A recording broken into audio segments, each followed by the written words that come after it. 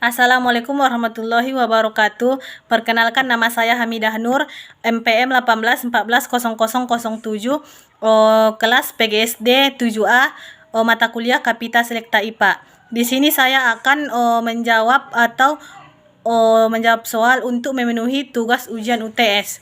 Baiklah, saya akan menjawab pertanyaan yang pertama, yaitu resume PPT yang saya buat. Judul resume yang saya buat yaitu tentang daur hidup, rantai makanan, dan ekosistem. Yang pertama yaitu daur hidup. Daur hidup merupakan perjalanan hidup pada hewan, mulai dari hewan tersebut lahir sampai dia mati. Kemudian, daur hidup pada hewan berbeda-beda antara hewan yang melahirkan dengan hewan yang bertelur. Anak dari hewan yang melahirkan hampir mirip dengan induknya. Kemudian yang kedua yaitu sedangkan hewan yang bertelur dibedakan menjadi dua. Yang pertama yaitu hewan yang bertelur ketika menetas hampir mirip dengan induknya. Misalnya yaitu contohnya pada ayam dan burung. Yang kedua yaitu hewan yang bertelur ketika menetas tidak mirip dengan induknya. Untuk dapat membedakan hewan tersebut mengalami metamorfosis. Nah, di sini saya juga akan menjelaskan yaitu metamorfosis dibagi menjadi dua, yaitu yang pertama yaitu metamorfosis sempurna. Metamorfosis sempurna dialami hewan yang saat lahir berbeda ketika bentuknya dengan hewan dewasa. Metamorfosis sempurna memiliki ciri-ciri. Yang pertama yaitu saat menetas bentuk hewan jauh berbeda dengan induknya. Yang kedua yaitu mengalami masa pupa atau kepompong. Yang ketiga yaitu urutan metamorfosis, urutannya yaitu dari telur menjadi larva, kemudian menjadi pupa, dan selanjutnya yaitu menjadi hewan dewasa. Itulah metamorfosis sempurna. Yang kedua yaitu metamorfosis tidak sempurna. Metamorfosis tidak sempurna atau tidak lengkap adalah perubahan hewan yang tidak terlalu berbeda bentuknya saat lahir dibandingkan setelah hewan tersebut dewasa. Ciri-ciri dari metamorfosis tidak sempurna yaitu yang pertama, saat menetas bentuk hewan sangat mirip dengan induknya. Yang kedua yaitu tidak mengalami pupa atau kepompong. Dan yang ketiga itu urutan metamorfosis. Urutannya yaitu dari telur menjadi hewan muda. Selanjutnya itu tentang rantai makanan. Pengertian rantai makanan adalah perpindahan energi makanan dari sumber daya tumbuhan melalui seri organisme atau melalui jenjang makan.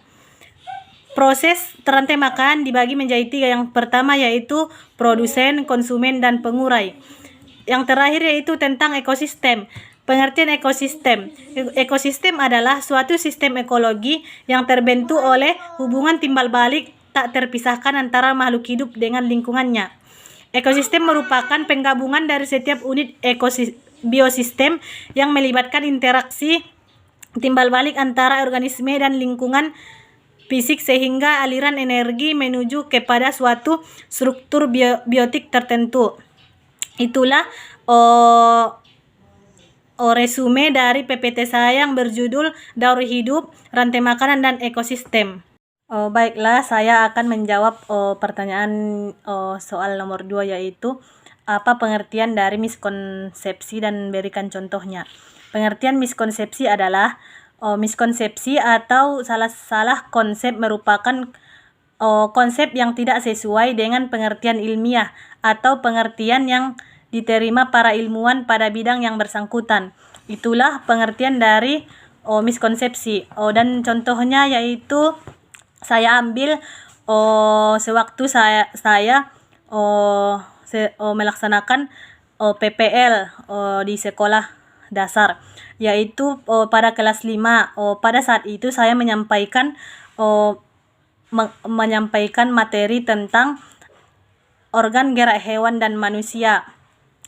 Kemudian terjadi miskonsepsi antara siswa, di mana miskonsepsinya yaitu saya menyebutkan soal yaitu yang soalnya sebutkan 2 alat gerak yang terdapat pada hewan dan manusia.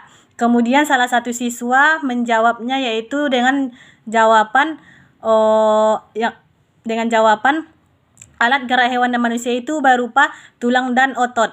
Itulah pendapat dari siswa. Tapi yang menurut teori ilmiah yaitu alat gerak hewan dan manusia hampir mempunyai kesamaan. Alat-alat gerak yang terdapat pada hewan dan manusia yaitu terdapat dua macam. Yang pertama yaitu alat gerak pasif, yaitu alat gerak pasif berupa tulang, sedangkan yang kedua yaitu alat gerak aktif berupa otot. Itulah materi yang disampaikan menurut teori ilmiah. Itulah jawaban nomor 2 dari soal nomor 2. Dan soal yang terakhir yaitu soalnya bagaimana cara guru agar pembelajaran IPA tidak membosankan dan membuat siswa lebih menarik. Yaitu yang pertama menurut saya guru membuat media pembelajaran yang sesuai dengan materi yang akan diajarkan pada saat pembelajaran berlangsung. Yang kedua yaitu guru harus bisa menyampaikan materi kepada siswanya melalui penjelasan yang lebih jelas dan tidak terlalu